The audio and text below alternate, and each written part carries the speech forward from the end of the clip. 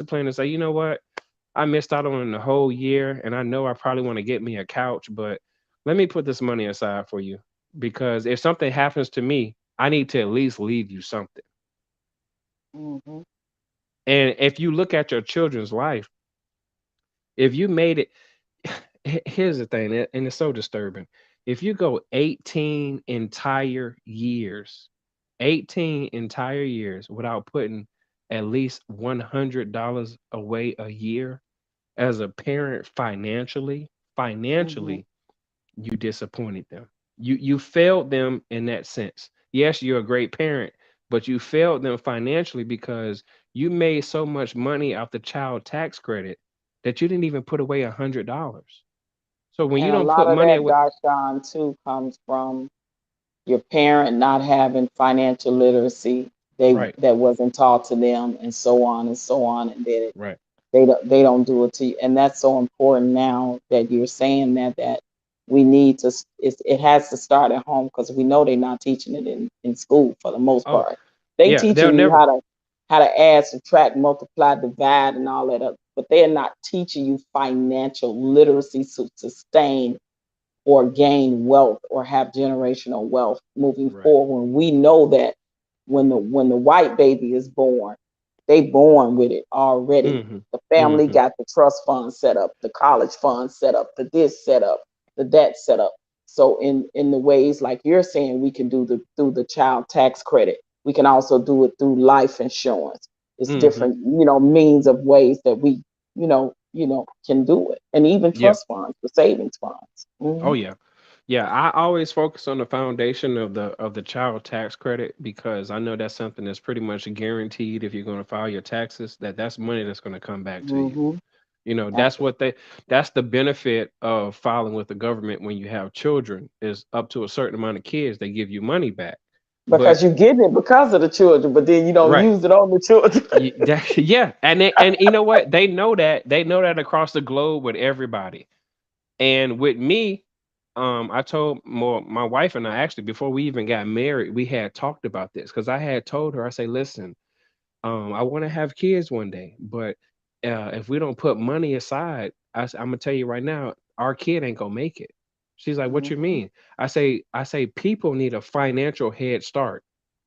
See, Yeah. when you get into the work world, you need to be able to go work for somebody just to experience it so you can find out if that's what you want to do, if that's the type of Mm-hmm. business you want to run.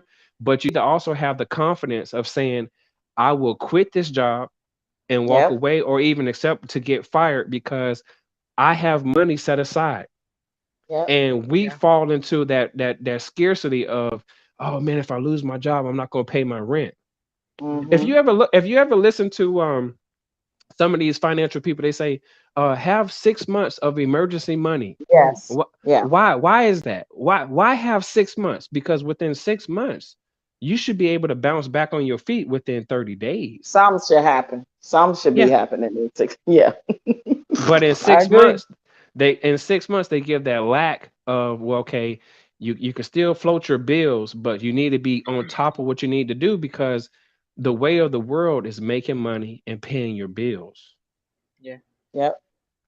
And I So we have I to had admit, so conditioned it's and indoctrinated in working for somebody else, making yeah. them wealthy, paying, Hmm. and just living paycheck to paycheck and just making do and just saying, "Ooh, long as I pay Yeah. rent this month, I got all my bills paid. Thank you, Jesus," and Hmm. that's it. I have And we okay with that. to admit that was probably the hardest part in making the decision to get a divorce. Hmm. Um, was knowing the financial wreck and ruin that would come with it, for Mm, both myself and my children, and yet I had to have them understand that your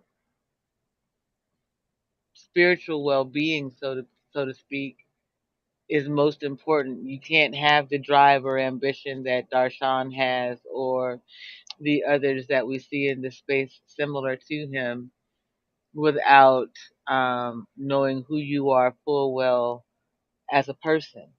And that comes down to a whole lot of understanding you. And so it was hard for me Um, because I had just gotten to the point where where we as a family were able to make those, we had made sacrifices and were able to put money aside and were able to um, enjoy the journey, right? But not, there wasn't joy in it.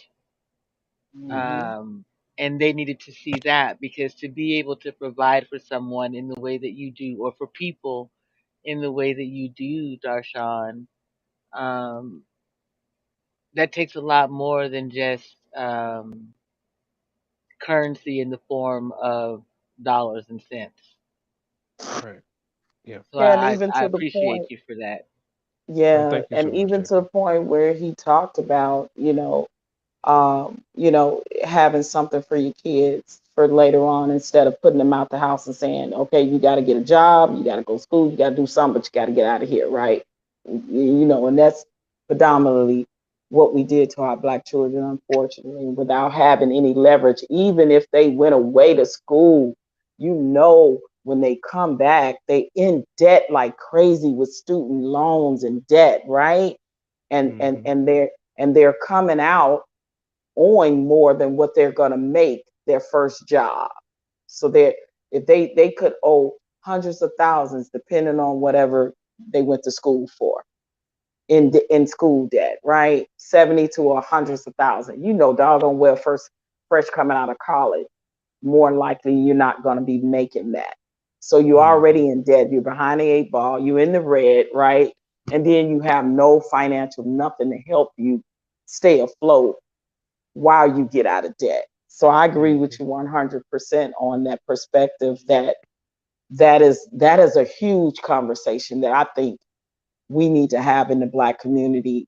I think, yeah, JP, definitely this should be a subject matter in and of itself separately, just about what we do to our black boys and girls when once they hit 18 years old, the force of putting them out the house, the force of, because we got to realize too, and I've said this on many platforms, and I think a lot of times you realize that before you let your child leave that house or go off to college, if you know if they college material, Right. do you know if they gonna survive and make it?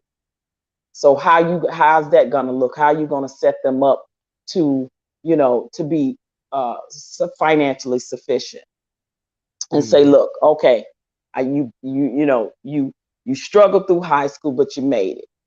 You say college ain't for you. So what let's sit down and have this conversation, and what's this going to look like, what's your next move going to be? So have money been saved to set this child up to go maybe get some certifications, and say, now let's talk about how we can use resources to start your own plumbing business, or your own electrical business, or your own this type of business, if you're good at something that you can do a trade in or STEM in, and not necessarily have a college degree in, but can still be successful and make good money. Hmm. You know, So and all those conversations need to be had in the black community, because we right. bad with doing that. I also think that in the black community, I think we need to realize that as much as black people try to put white people on this pedestal of like they're the ones of the upper echelon, a lot of their Mm-hmm. children, male or female, when they go to college, a lot of them delete themselves. A lot of them go Mm-hmm. into depression. A lot of Because of them the pressures. withdraw. Yep. Yeah, a lot Yep. of them The withdraw from pressures. college because their parents didn't teach them about the world.